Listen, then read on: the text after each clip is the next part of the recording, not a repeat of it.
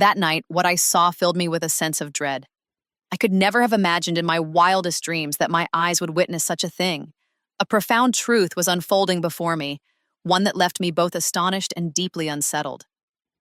Standing right in front of the window, I found myself in a peculiar state, peering through the shifting curtains at the room beyond. There, entirely unaware of the world outside, she carried on with her whims and fancies. I only looked at that unsettling scene for a moment, then quickly withdrew myself from it completely. I wasn't the sort of person who would betray those whose generosity had turned my hair gray with age. Even after learning the truth, it wasn't easy to keep my composure and silence. Yet I had no inkling that this was only the beginning, and the revelations to come would shake me to my core. She belonged to a class of women born into extraordinary privilege. Those who come into the world with a golden spoon in their mouths, blessed with immense wealth, a family rooted in traditions, and an unshakable background. She seemed to lack for nothing, and yet her life's darker facets left everyone who knew her baffled. The greatest mystery was why she chose to remain isolated, cut off from her own family. Another constant source of speculation was the persistent rumor that she had killed her husband with her own hands. Despite her strong political ties, she involved herself in murky activities that were never scrutinized. Her only true companion in life was her dog, which she claimed was the ultimate sign of her happiness. The dog had been by her side since the days when her husband was still alive. Alone in her vast mansion, she lived with just this dog and a few select servants. Even those few were kept strictly within their bounds, limited to their household tasks and forbidden to pry into her private life. I had started working for her as a guard about 6 years earlier, and among all her employees, she seemed to trust me the most. But that trust was never blind or absolute. When her husband passed away, she dismissed every other servant, save for me, perhaps because I was older by then and had spent considerable time serving her husband. By now, I had been with her for 6 years. I still remember the day of her wedding when her husband gifted her a young boxer dog as a token of love. That puppy was beautiful, strong, well-built, and irresistibly charming. She adored the dog so much that she would never let it out of her sight. Over time, the dog grew closer and closer to her. Initially, it was attached to its original master, but the attention and affection she lavished on it eventually made it her constant companion. Their marriage had created quite a stir because they had managed to accomplish what everyone thought was impossible. Our master was overjoyed, but he had no idea that his happiness would prove so fleeting. It was true that the master of the house wasn't present that day, but the boxer dog, a powerful and sturdy creature, remained constantly at her side.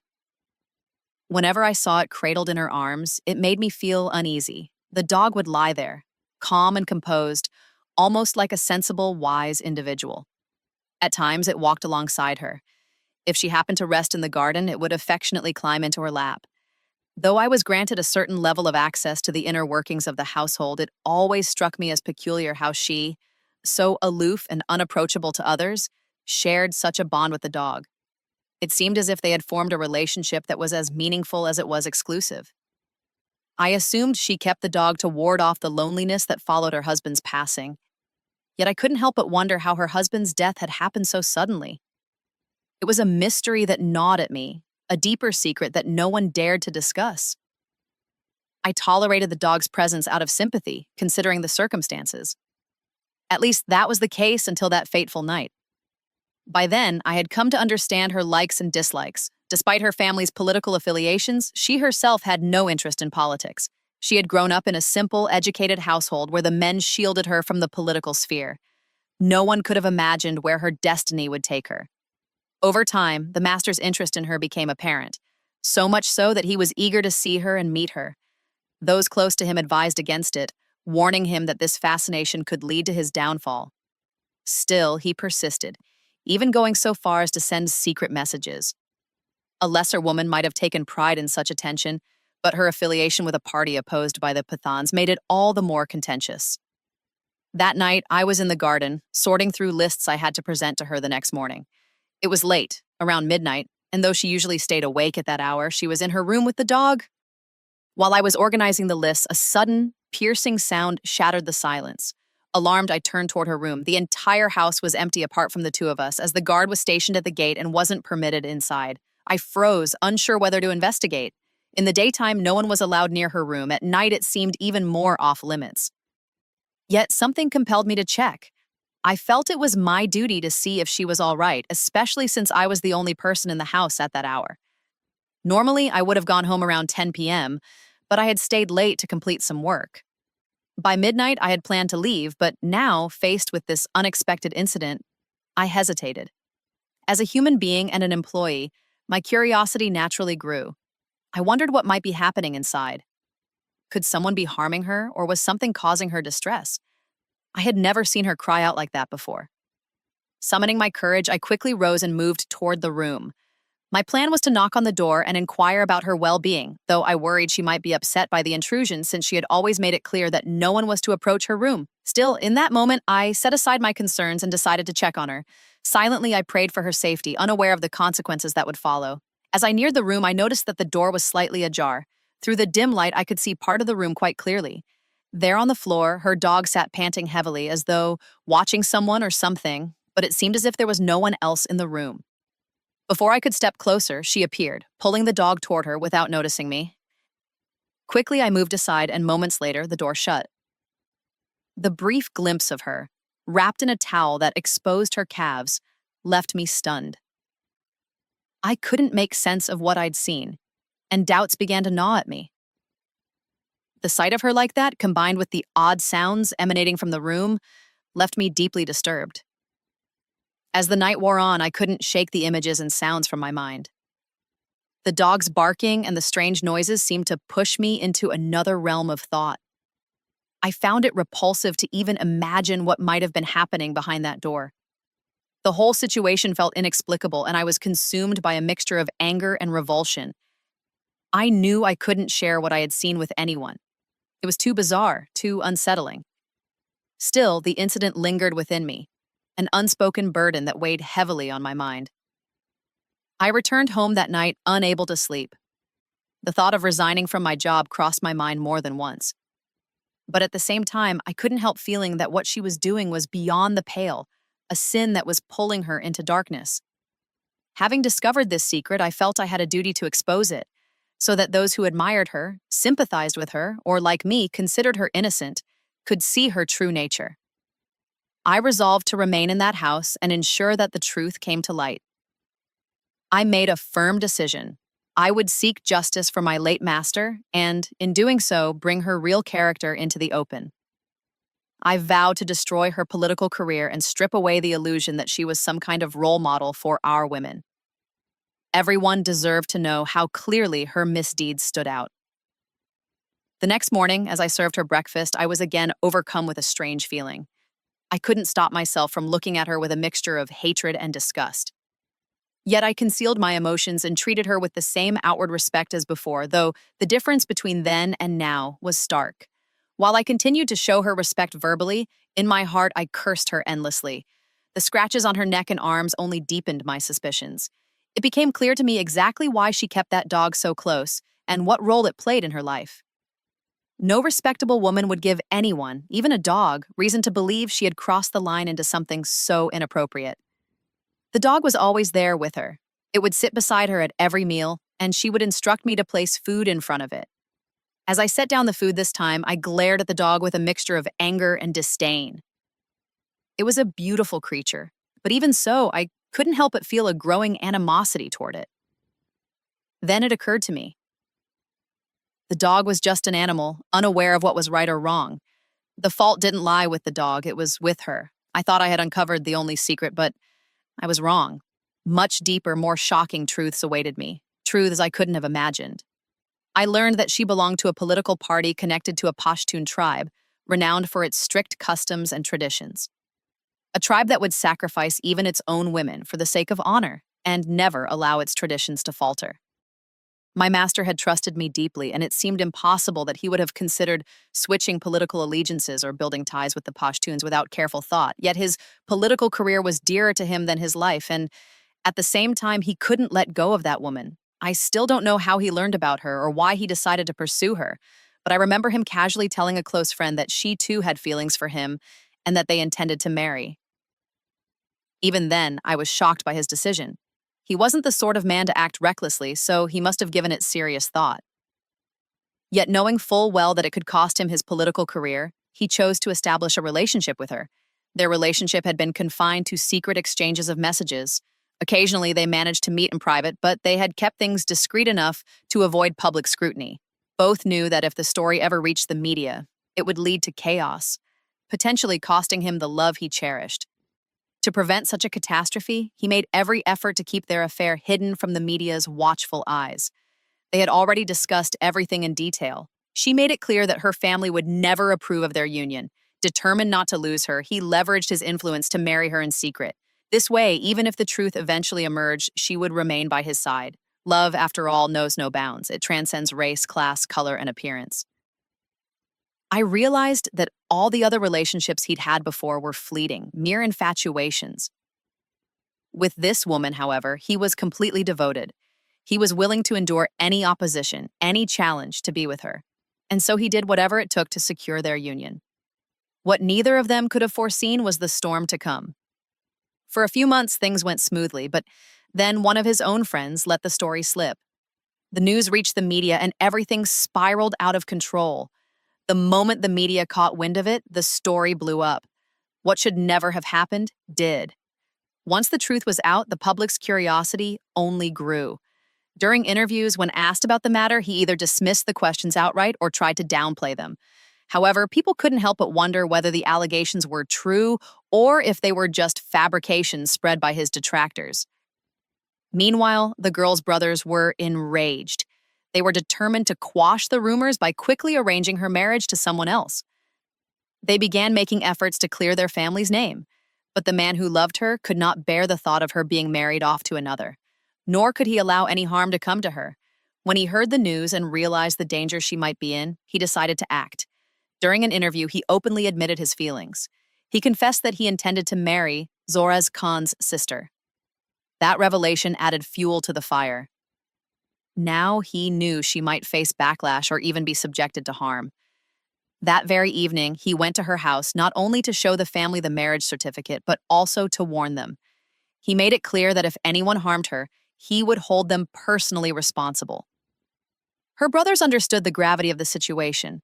With the media involved, any harm that came to her would be amplified, and they would be cast as the villains. They found themselves cornered. Eventually, her eldest brother, Zoraz Khan, took the high road. In a public statement, he acknowledged their political differences but affirmed his deep love for his sister. He declared that her happiness and choices were paramount. That gesture turned the tide, softening public perception and mitigating the fallout. Before everyone, the brothers officially conducted her marriage once again, expressing their displeasure with her secret wedding by cutting off all contact with her as punishment. She was told she could no longer visit them or enter their home. Despite this, she found solace in the fact that her brothers ultimately accepted her choice. She firmly believed that one day, the hostilities between them would fade. Her brothers gifted her a generous sum of money, an apartment, and, in keeping with their traditions, a personal maidservant who would remain with her for life. It was customary for her family to send a maid with daughters and sisters upon marriage, a maid who was dedicated solely to serving her. The lady was stunningly beautiful, a beauty that had captivated her husband. He skillfully handled all political opposition, and the couple was genuinely happy together. As part of their marriage celebration, he gifted her a boxer dog. For a time, everything seemed perfect, until one fateful night when a dark event turned everything upside down. That night, her husband was secretly poisoned. By morning, he had passed away. The news shocked everyone. No one could have anticipated something so sudden. People were convinced that no outsider could have been responsible since he always maintained tight security for himself and his family. Some speculated that his wife had poisoned him due to her political affiliations and opposition. The media spread countless rumors, but over time, those rumors began to fade. Nevertheless, her husband's death remained a source of sorrow for many, including me. His death was a mystery that no one ever fully unraveled. Some believed it was suicide, others that it was natural causes, and many insisted that his wife was to blame. I had seen firsthand how she mourned him for a long time. Eventually, she steeled herself and took a step that stunned everyone. She dismissed all the household staff, particularly those who were most familiar with the home's inner workings. Only I and the guard stationed outside the house were retained. Her husband's funeral was attended by Zoraz Khan, but afterward, he never visited his sister, and she never went to see him. Her decision to take over her husband's political leadership was one I admired greatly. She didn't just take over, she fulfilled her responsibilities admirably. However, this move reignited speculation among the public. Many began to wonder if she had orchestrated his death in order to step into his role. I, however, found it hard to believe. If she had wanted to eliminate him, why would she remain there and take his place afterward? It never added up in my mind. If she were truly acting for her brothers, she would have eventually returned to them, or at some point, they would have supported her. But there was no sign of that happening. I sympathized with her and always treated her with the utmost respect, considering her as my late master's entrusted responsibility. That was until I saw things that shook me to my core. I couldn't have imagined she was capable of such things. Previously, when rumors spread that she kept that dog close to fill the void left by her husband, I was one of the loudest voices condemning such slander. The moment I heard these accusations, I burned with indignation. I had always viewed her as a woman of dignity. In the midst of political rivalry, it was inappropriate, disgraceful even, to tarnish someone's reputation with such filthy allegations. But now the truth was in front of me. I wanted to scream to the world that the rumors were 100% true. How long had this been going on, and how much longer would it continue? She lived a life of luxury funded by my master's immense wealth, fulfilling her carnal desires with that animal. She clearly had no need for anyone else. That's why she never maintained contact with anyone, never let anyone come close to her. Despite her stunning beauty, which could have bewitched anyone into marrying her, she kept her distance. Time had not diminished her looks. She still appeared youthful and radiant. If anything, her persona had become even more commanding. To others, she may have remained respectable, but to me, she was now someone who had no place in this world or the next. It was through this deception, hiding behind an innocent facade, that she had rid herself of her husband. However, I had no concrete evidence to prove any of this, so I had to remain silent. Then, the unthinkable happened. One day, without warning, she vanished, along with the dog, without telling anyone. Her sudden disappearance caused an uproar. Her opponents fueled the rumors, while those associated with her claimed she must be in trouble. Though she'd occasionally left the house before, she usually didn't take much security with her. This time, however, she left without informing anyone, which raised serious concern. The media, of course, seized the opportunity to fan the flames, sensationalizing the story.